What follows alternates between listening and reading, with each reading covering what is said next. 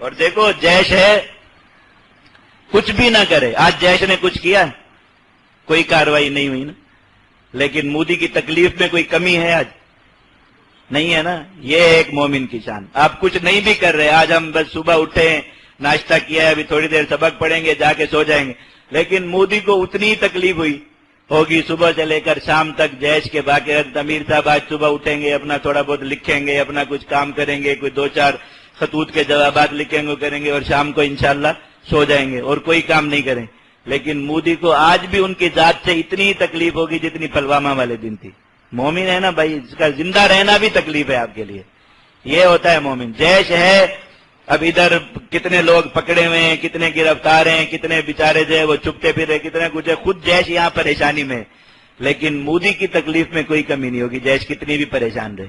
تو ہم اپنی ذات میں کتنے بھی پریشان رہے، اللہ کے دشمنوں کے لیے تو ہے نا تکلیف، بس یہ ایک مومن کی شان ہے، یاد رکھ۔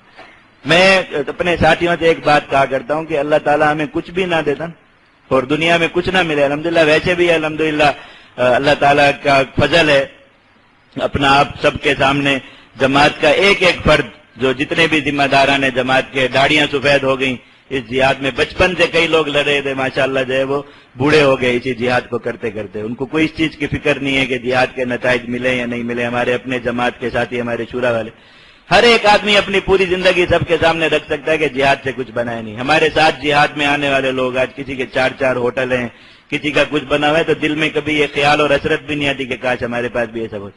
اللہ تعالیٰ نے جو ایک چیز دی ہے یاد رکھیے، جماعت کی نسبت کے ساتھ، جیش کی نسبت کے ساتھ، جہاد تو ہم الحمدللہ اس وقت سے کر رہے ہیں جب جیش کا وجود نہیں تھا، لیکن جیش کی نسبت کے ساتھ اللہ رب العزت نے جو ایک دولت ایسی دی ہے اور ایک چیز ایسی دی ہے، یقین کریں کہ اگر کوئی دنیا کا سارا مال، دنیا کی ساری چیزیں ایک طرف رکھ دے کہ ان دونوں میں سے اختیار کر لیں، تو میں کہتا ہوں کہ خود بھی اور سب ساتھیوں کو یہ کہتا ہوں کہ کسی کے دل میں خیال بھی نہ آئے کہ ہم یہ نسبت چھوڑ کے دیں۔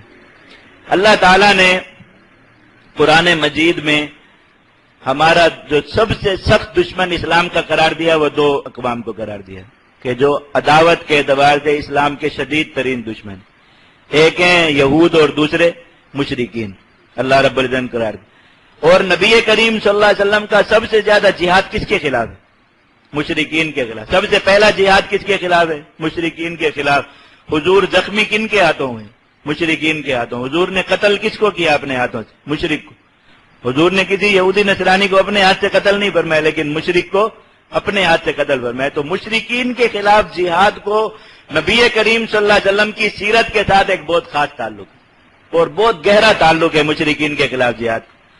آج کے اور اس زمانے کا مشرک، دیکھو حضرت عمر رضی اللہ عنہ نے فیصلہ فرما دیا، اس زمانے کے مشرک کا اول دشمن کون تھا جس کے دنیا سے جانے کی سب سے زیادہ خوشی مشرک کو ہوتی؟ سب سے پہلا سوال کس کے بارے میں کیا؟ نبی کریم صلی اللہ علیہ وسلم کے بارے میں کہ وہ ہے یا نہیں، کہ ان کا وجود سب سے زیادہ تکلیف دے رہا ہے، اگر وہ دنیا میں نہ ہو تو ہمیں بہت خوشی ہو۔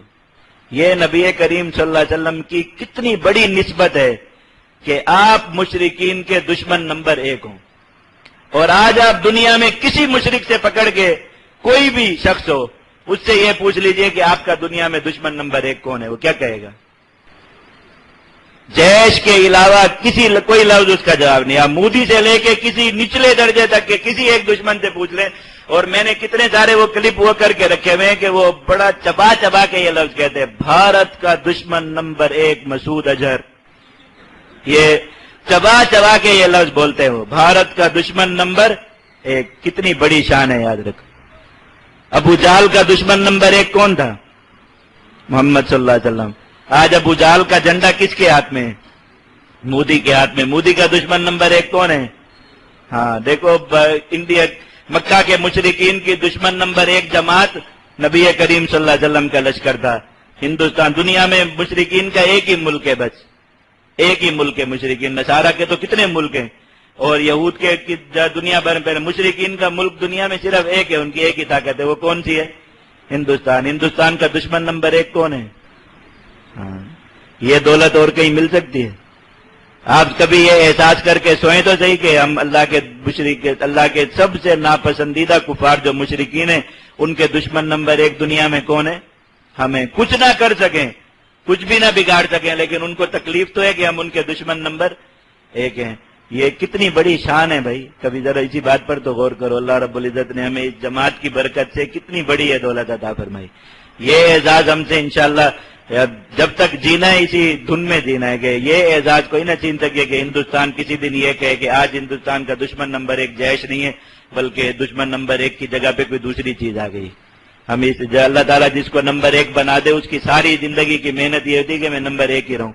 اللہ تعالیٰ نے نمبر 1 بنا دیا تو اب اس نمبر کی حفاظت کرنی.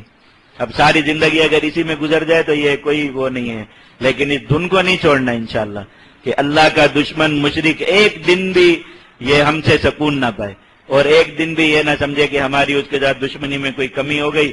ہم جس دن کچھ نہیں بھی کریں گے انشاءاللہ اس کو تکلیف اتنی پہنچائیں گے جتنی ہوتی تھی.